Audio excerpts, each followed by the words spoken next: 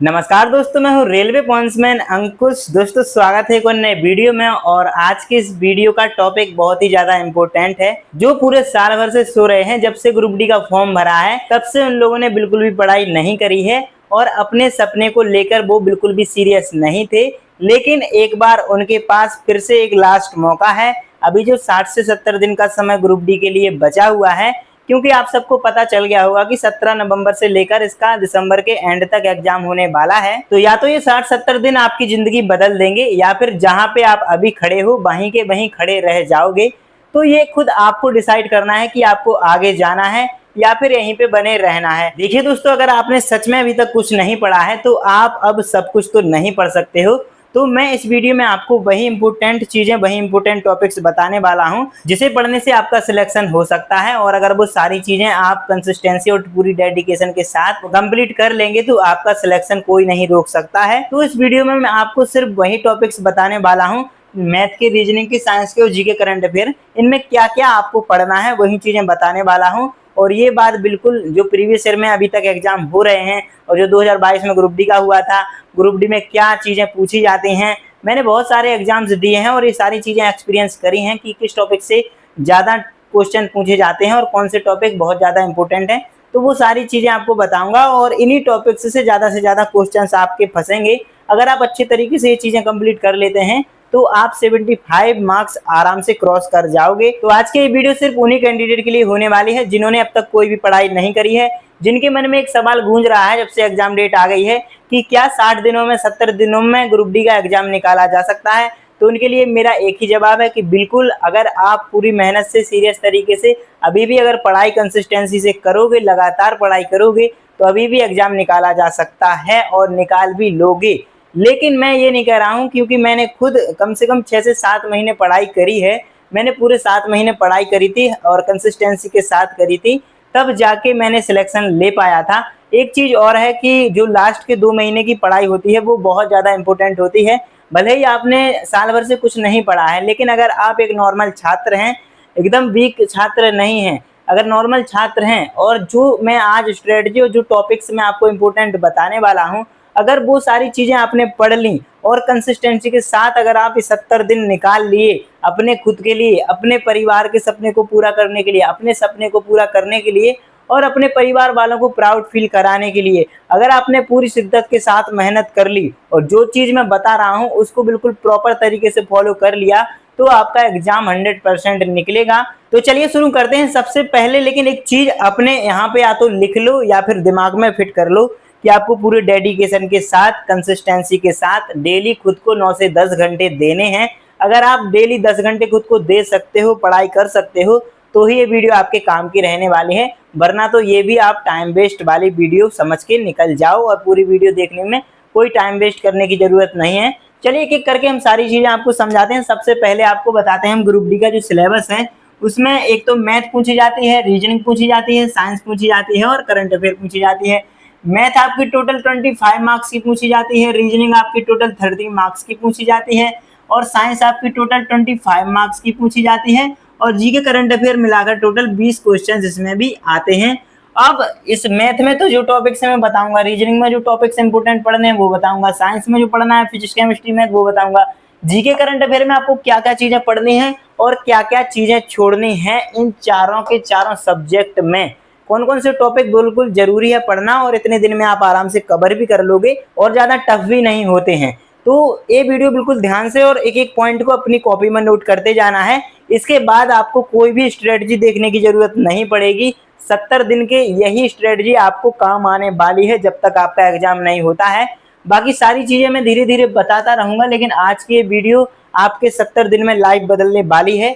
तो ये सारी चीज़ें हम आपको बताते हैं कि कौन कौन से टॉपिक आपको पढ़ना है। लेकिन सबसे पहले मैं बता दूं, जो भी कैंडिडेट ने पहले पढ़ाई करने की कोशिश करी थी और कुछ दिन पढ़ाई करके छोड़ दी थी, तो उन्होंने ये डिसाइड पहले कर लिया होगा कि कौन से टीचर सही पढ़ाते हैं।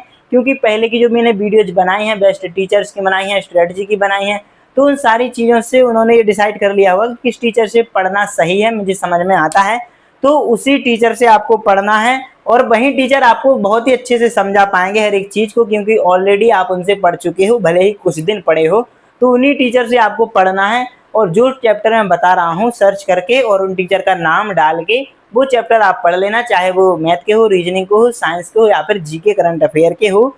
तो एक एक चीज हम आपको बताते हैं कि कौन कौन से टॉपिक आपको पढ़ने हैं। तो चलिए एक एक करके हम सबसे पहले मैथ से शुरुआत करते हैं। तो ये सारे चैप्टर्स हैं जो कि प्रीवियस ईयर के एग्जाम्स में बहुत ज्यादा रेलवे ने पूछे हैं और अब तक सबसे ज्यादा क्वेश्चन सिर्फ इन्हीं टॉपिक्स से मैथ में पूछे गए हैं। इनमें से आपको कौन कौन से टॉपिक्स हैं जो कि इतने दिन में आप कवर कर सकते हो और सबसे ज्यादा क्वेश्चन उन टॉपिक्स से आते हैं और इजी भी हैं।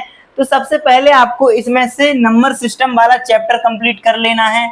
इसके बाद आपको सिंप्लीफिकेशन वाला चैप्टर कंप्लीट कर लेना है। इसके बाद प्रॉफिट एंड लॉस वाला चैप्टर कंप्लीट करना है। फिर परसेंटेज, फिर simple interest and compound interest, फिर एवरेज, इसके बाद टाइम एंड वर्क, फिर रेशियो एंड प्रोपोर्शन, फिर टाइम स्पीड एंड डिस्टेंस। इसके बाद मेंसुरेशन, इसमें मेंसुरेशन 2D वाली भी पढ़नी है और 3D वाली भी पढ़नी है। इससे भी 2 क्वेश्चन कम से कम पूछे जाते हैं। और लास्ट में एलसीएम और एचसीएफ, ये 11 टॉपिक आपको कंप्लीट करने हैं। 3-3, 4-4 घंटे में ये टॉपिक एक एक करके आपके कंप्लीट हो जाएंगे। तो 11 टॉपिक के लिए आपको सिर्फ 50 से 60 घंटे का ही समय लगभग लगेगा। कोई कोई टॉपिक छोटा होता है तो कोई कोई टॉपिक बड़ा होता है। ज़्यादा डिटेल में जाके आपको पढ़ना नहीं है, क्योंकि जब आप फिर प्रैक्टिस करोगे और ये चीज़ें बेसिक से अच्छे से समझ जाओगे तो जब प्रैक्टिस करोगे तो उसमें और ट्रिक और कुछ चीज़ें आप सीख जाओगे, क्योंकि अभी के टाइम पे आपके पास बहुत कम समय है। बाकी जितना डिटेल में आप इसको पढ़ सकते हो उतने डिटेल में भी आप पढ़ लेना। 60 दिन में अपने हिसाब से अपना शेड्यूल बना लेना। अगर जिस हिसाब से आप कंफर्टेबल हो उस हिसाब से ये 11 टॉपिक आपको कंपलसरी है कंप्लीट करना। इन टॉपिक से ये समझ लो कि जो 25 नंबर की मैथ आती है तो 18 से 19 मार्क्स सिर्फ इन 11 टॉपिक से आ जाएंगे। बाकी 4 टॉपिक और बचते हैं, जैसे कि trigonometry, geometry, height and distance and probability. तो इनसे भी चारों टॉपिक से लगभग 4-5 क्वेश्चन आ जाते हैं। तो इन 11 टॉपिक्स से लगभग 19, 18 या 20 क्वेश्चन आ जाते हैं। आराम से आपके 20 मार्क्स इसमें से आ जाएंगे। बाकी अगर आपकी मैथ ऑलरेडी अच्छी है, बेसिक कंप्लीट है, तो इन टॉपिक्स को भी पढ़ लेना, जिससे कि आपके 25 में से 25 मार्क्स भी आराम से आ जाएंगे। इसके बाद हम बात करते हैं रीजनिंग की। रीजनिंग में आपको कौन कौन से टॉपिक पढ़ने हैं। तो ये वो रीजनिंग के मोस्ट इंपोर्टेंट टॉपिक्स हैं जो कि आपको बिल्कुल कंपलसरी पढ़ना है। और इन्हीं में से जो 30 नंबर की हमारी रीजनिंग आनी है उसमें से 25 प्लस मार्क्स के 10 टॉपिक्स से ही क्वेश्चंस आ जाएंगे। बाकी आपके पास समय बचेगा तो जो 3-4 टॉपिक्स छूट गए हैं उनको भी आप पढ़ लेना। बाकी इतना पढ़ने से भी आपका काम चल जाएगा, क्योंकि आपके पास समय बहुत कम है। तो इसमें सबसे पहला जो चैप्टर आपको कंप्लीट करना है वो है कोडिंग डिकोडिंग। इससे 3 से 4 क्वेश्चन तक भी पूछे जाते हैं। इसके बाद अल्फ़ाबेट और नंबर की जो सीरीज चलती हैं उससे भी लगभग 2 से 3 क्वेश्चन पूछे जाते हैं। इसके बाद अरेंजमेंट हो, चाहे वो सिटिंग अरेंजमेंट हो या फिर नंबर अरेंज करना हो, तो उससे भी क्वेश्चन पूछे जाते हैं। लॉजिकल जो पजल होते हैं उनसे भी क्वेश्चन आ जाते हैं। डायरेक्शन और जो डिस्टेंस है, दिशा और दूरी वाले क्वेश्चन, उससे भी बहुत सारे क्वेश्चन पूछे जाते हैं। इसके बाद अभी तक जितने भी एग्जाम हुए हैं उनमें कथन और निष्कर्ष नहीं पूछे गए हैं। मतलब कि कुछ बाल्टी लोटा हैं, कुछ पेन कॉपी हैं, इस तरह से जो क्वेश्चन आते हैं वो तो अभी आ रहे हैं। बाकी लेकिन इसके अलावा जो स्टेटमेंट और इनकी कंक्लूजन रहती थी, कोई आर्गूमेंट दे दिया फिर उसमें अपने हिसाब से सही क्या है वो बताना पड़ता था, ये अभी तक नहीं आ रहा था। लेकिन ग्रुप डी में ये चीज़ पूछी जाती है और इस चीज़ को आप इम्पोर्टेंट समझना। और इसको पढ़ने में ज़्यादा नहीं, सिर्फ आपके 3 से 4 घंटे ही लगेंगे और ये सारी चीज़ आप समझ जाएंगे। तो इसको जरूर से पढ़ना। और कई ऐसे टॉपिक साइंस में भी हैं जो उनको लग रहा है कि एनसीईआरटी से हटा दिए गए हैं तो वो नहीं पढ़ रहे हैं, तो ये चीज़ें आपको मैं बताने वाला हूँ। पेरियोडिक टेबल भी आपको पढ़ना है, डिसीज वाला चैप्टर भी आपको पढ़ना है, क्योंकि ये रेलवे ग्रुप डी है, इसमें क्वेश्चन आते हैं। एनटीपीसी की बात अलग है, और जो और अदर एग्जाम जितने भी रेलवे ने अभी तक टेक्नीशियन के, एएलपी के, जेई के, आरपीएफ के और एनटीपीसी के कराए हैं, इनमें नहीं जो क्वेश्चन पूछ रहे हैं, लेकिन ये ग्रुप डी में पूछे जाते हैं। तो ये आपको बिल्कुल पढ़ना ही पढ़ना है। इसके बाद कैलेंडर एंड क्लॉक वाला चैप्टर आपको पढ़ना है। ब्लड रिलेशन वाला भी चैप्टर पढ़ना है कि कौन किसके रिश्ते में क्या लगता है। इसके बाद मैथमेटिकल जो ऑपरेशन वाले रीजनिंग में क्वेश्चन होते हैं उनको भी पढ़ना है, 1-2 क्वेश्चन इससे भी आते ही आते हैं। इसके बाद है लास्ट एक एनालॉजी वाला चैप्टर। तो रीजनिंग में आपको इतने चैप्टर पढ़ लेने हैं, और अगर आप रीजनिंग में इतना कर लेते हो, पूरी ईमानदारी के साथ इन टॉपिक्स को कंप्लीट कर लेते हो, तो जो आपकी 30 मार्क्स की रीजनिंग पूछी जानी है उसमें आपके 25 प्लस मार्क्स सिर्फ इन्हीं टॉपिक्स से बन जाएंगे। और बाकी हम आपको अभी साइंस का भी बताते हैं और जीके करंट अफेयर का भी बताते हैं कि आपको इसमें से क्या क्या पढ़ना है। तो चलिए आगे हम साइंस की बात करते हैं। तो दोस्तों ये सारे टॉपिक्स मैंने साइंस के भी अब लिख लिए हैं। इसमें आपको 3 पोर्शन होते हैं, एक तो फिजिक्स होता है, एक केमिस्ट्री होती है और एक बायोलॉजी होती है। सबसे पहले मैं आपको बता देता हूँ कि किस पोर्शन से कितने क्वेश्चन पूछे जाते हैं। सबसे पहले फिजिक्स की बात करेंगे, फिर केमिस्ट्री की बात करेंगे, इसके बाद बायोलॉजी की बात करेंगे। फिजिक्स से सबसे ज्यादा क्वेश्चन पूछे जाते हैं और बायोलॉजी से सबसे कम क्वेश्चन पूछे जाते हैं। फिजिक्स में जो पिछली बार 2022 का एग्जाम हुआ था उसमें 10 से ज्यादा क्वेश्चन सिर्फ फिजिक्स से पूछे गए थे और केमिस्ट्री के सिर्फ 6 से लेकर 8 क्वेश्चन किसी किसी शिफ्ट में पूछे गए थे। वहीं बायोलॉजी में 7 से 8 क्वेश्चन पूछे गए थे, इस तरीके से पूछे गए थे। बायोलॉजी में किसी किसी में 9 भी आ जाते थे। तो इस तरीके से ये क्वेश्चन पूछे जाते हैं। तो आपको सबसे ज्यादा फिजिक्स पे फोकस करना है क्योंकि फिजिक्स से बहुत ज्यादा आसान भी होती है और चीजें समझने वाली भी होती है। इसमें न्यूमेरिकल्स भी आते हैं और साथ में फॉर्मूला बेस्ड क्वेश्चंस भी आते हैं। कुछ याद करने वाली चीजें भी होती हैं और कुछ समझने वाली भी चीजें होती हैं। तो सबसे पहले फिजिक्स में आपको एक चैप्टर पढ़ना है, मात्रक, विमाएं और गति के नियम उस चैप्टर में रहते हैं, ये पढ़ना है। इसके बाद आपको लाइट, प्रकाश वाला चैप्टर पढ़ना है। सबसे ज्यादा क्वेश्चन इसी चैप्टर से फिजिक्स में पूछे जाते हैं। पिछली बार एक एक शिफ्ट में 4-4 क्वेश्चन सिर्फ लाइट वाले चैप्टर से पूछे गए थे और इस बार भी पूछे जाएंगे। तीसरा चैप्टर है वर्क, पावर एंड एनर्जी वाला। चौथा है हीट एंड टेम्परेचर वाला। पांचवा है electric current and magnetic field. छठवां है विद्युत चुंबकीय एवं यांत्रिक तरंगें। सातवां है बल यानी कि फोर्स वाला एक चैप्टर है, उसमें बल के नियम, सारे जितने भी न्यूटन के नियम है सारी चीजें पढ़ाई जाएंगी। इसके बाद है पदार्थ के सामान्य गुण। ये 8 के 8 टॉपिक आपको फिजिक्स में करना है और ये अगर टॉपिक कर लेते हो तो आपके अगर 10 क्वेश्चन आएंगे तो 8 क्वेश्चन सिर्फ इन टॉपिक्स से आराम से आपके आ जाएंगे। तो इसके बाद हम बात करते हैं केमिस्ट्री की। सबसे पहला चैप्टर है आवर्त सारणी। कई लोग ये सोचते हैं कि एनसीईआरटी से आवर्त सारणी को हटा दिया गया है। पिछली बार जो मैंने टॉपिक्स की वीडियो बनाई थी जो इम्पोर्टेंट टॉपिक्स के लिए, उसमें भी मैंने सबसे पहले आवर्त सारणी को ही रखा था। इस बार फिर से मैं कह रहा हूँ आवर्त सारणी आप पढ़ना। एनसीईआरटी से जब हटाई गई थी तब रेलवे ग्रुप डी का जो नोटिफिकेशन है वो आ गया था, उसके बाद हटाई गई थी। तो एक चांस ये बनता है कि तब हटाई नहीं गई थी। दूसरा चांस ये बनता है कि अगर आवर्त सारणी हटा भी देती है तो भी उसमें कई सारे ऐसे क्वेश्चन होते हैं जो आवर्त सारणी से हटके और टॉपिक्स में काम आते हैं। जब तक आप आवर्त सारणी नहीं पढ़ोगे तब तक आपको आगे की जो चीजें हैं जैसे कि ये रासायनिक बंध और अभिक्रियाएं वाला चैप्टर है तो वो समझ में नहीं आएगा। तो आवर्त सारणी पढ़ना बहुत ज्यादा जरूरी है। इसके बाद आपको रासायनिक बंध एंड अभिक्रियाएं वाला चैप्टर पढ़ना है। इसके बाद अम्ल, क्षार और लवण वाला चैप्टर पढ़ना है। इसके बाद आपको मेटल्स और नॉन मेटल्स यानी कि धातु और अधातु वाला चैप्टर पढ़ना है। और केमिस्ट्री में ज्यादा कुछ नहीं, सिर्फ ये 4 टॉपिक ही आपको कंप्लीट करने हैं।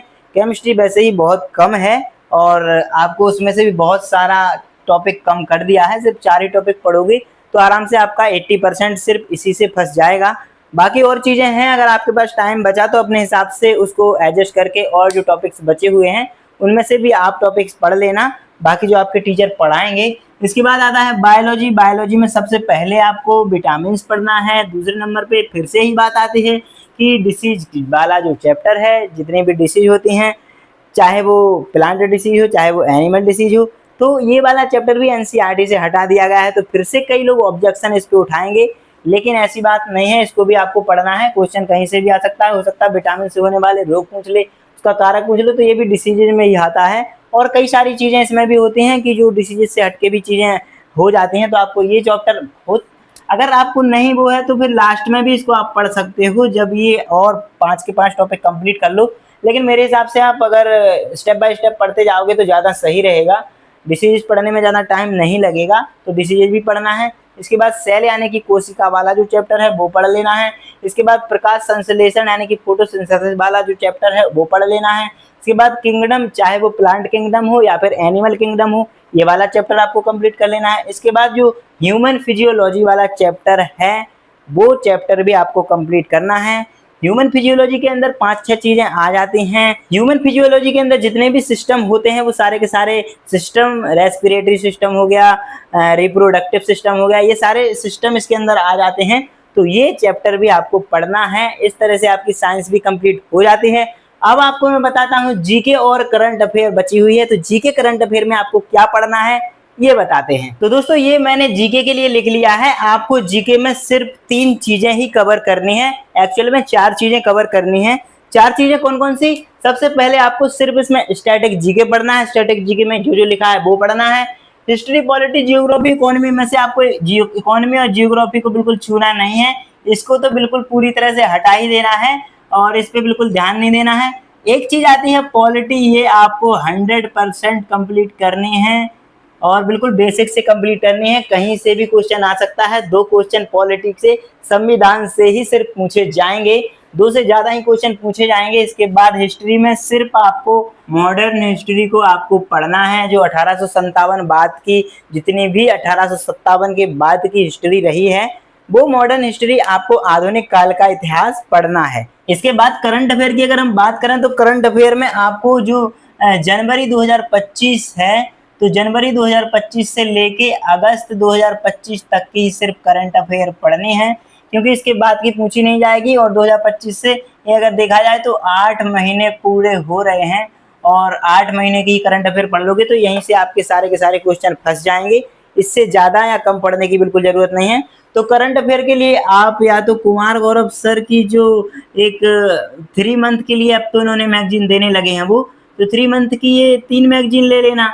इसके अलावा अगर आप चाहो तो स्पीडी की एक बुक आती है, तो स्पीडी की बुक ले लेना, तो उसमें जनवरी से लेके अगस्त तक की बुक मिल जाएगी, तो वो वाली बुक ले लेना। या फिर जैसा भी आपको लगे 6 महीने की लास्ट की ले लेना, 2 महीने की अलग अलग मैगजीन या पीडीएफ से पढ़ लेना। सिर्फ आपको 2025 के अगस्त तक की करंट अफेयर कैसे भी करके कंप्लीट करनी है। इसके बाद स्टैटिक जीके की बात करें तो स्टैटिक जीके में आपको जितना ज्यादा हो सके वो पढ़ना, क्योंकि ज्यादा से ज्यादा क्वेश्चन स्टैटिक जीके से ही पूछे जाते हैं। बाकी ये सारी चीजें बिल्कुल नहीं पढ़नी है, ये टाइम वेस्ट रहेंगे अभी के हिसाब से। तो स्टैटिक जीके में आपको डेट एंड डे पढ़ लेना है, जो भी दिवस होते हैं, कौन सी डेट को क्या हुआ था। इसके बाद फेमस जो बुक्स हैं और उनके ऑथर्स हैं वो पढ़ लेनी है। जितने भी अवार्ड्स और उनके ऑनर्स हैं किसी कंपनी के या किसी भी ऑनर्स जो भी हैं तो वो पढ़ लेने हैं। इसके बाद जो कैपिटल्स और करेंसी हैं वो पढ़ लेनी है। जो करेंसी हैं वो हमारे जो आसपास के देश हैं, यूरोप के कुछ देश हो गए, एशिया के जितने भी देश हैं, ज्यादातर आपको एशिया के और आसपास के ही देशों की करेंसी याद कर लेनी है। कैपिटल्स आपको कुछ देशों की भी याद कर लेनी है, एशिया की सभी देशों की कैपिटल्स आनी चाहिए। साथ ही जितने भी स्टेट हैं उन सभी की भी आपको कैपिटल्स आनी चाहिए। उसके बाद जितनी भी स्पोर्ट्स की चीजें हैं वो पढ़ लेनी है। आईपीएल से भी क्वेश्चन बनेंगे, तो जो 2025 का आईपीएल हुआ था इसमें जितने भी फैक्ट्स हैं वो सारे के सारे पढ़ लेने हैं। एक ही दिन की क्लास में आप देख सकते हैं, जिस दिन आईपीएल खत्म हुआ था उस दिन कुमार गौरव सर ने आईपीएल के बारे में सारी चीजें बता दी होंगी, किस खिलाड़ी ने अच्छा प्रदर्शन किया, किस गेंदबाज ने, किस टीम ने क्या, ये सारी चीजें आपको पता चल जाएंगी वहां से। फिर इंडियन रेलवे के कुछ फैक्ट्स होते हैं, जोन से रिलेटेड, किस जोन में क्या डिवीजन है, कितने डिवीजन है, और भी रेलवे के अंदर कुछ चीजें आती हैं, कब इसकी शुरुआत हुई थी, और भी बहुत सारी चीजें। उसके बाद नेशनल पार्क्स और वाइल्ड लाइफ सेंचुरीज पढ़ लेनी है। उसके बाद इंडियन स्टेट्स के बारे में, जो सीएम हैं, गवर्नर्स हैं, कहाँ पे क्या बनाए गए हैं। उसके बाद जो डांस हैं, फेस्टिवल हैं, मेले हैं, ये सारी चीजें आपको स्टैटिक जीके में कंप्लीट कर लेनी है। बाकी समय बचेगा तो और भी चीजें आप कंप्लीट करते रहना। मेरे हिसाब से सिर्फ इतने ही पढ़ के आप उनका रिवाइज करते रहना। ये सारी चीजें आपको कंप्लीट करनी है सिर्फ 40 दिनों में। 40 दिनों में ये कंप्लीट करने हैं, जो जो मैंने चीजें शुरू से लेके अब तक बता रहा हूँ। इसके बाद आपको मॉक टेस्ट देने के लिए जो समय बचेगा वो बचेगा 25 दिन का, और ये समय आपको एक तो मॉक टेस्ट में दे देना है और दूसरा अपने रिवीजन में दे देना है।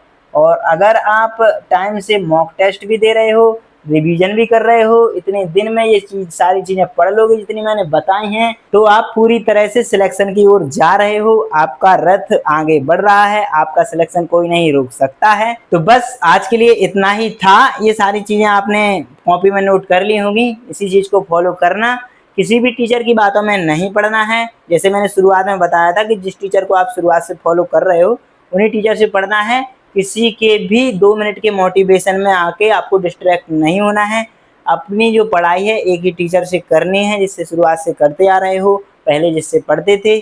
आपको बिल्कुल भी किसी भी टीचर की बातों में या किसी भी साथ वाले लड़के की बातों में आके अपना गोल जो सेट है उसको नहीं बदलना है। एक बार जिस टीचर को डिसाइड कर लिया है उन्हीं से पढ़ना है।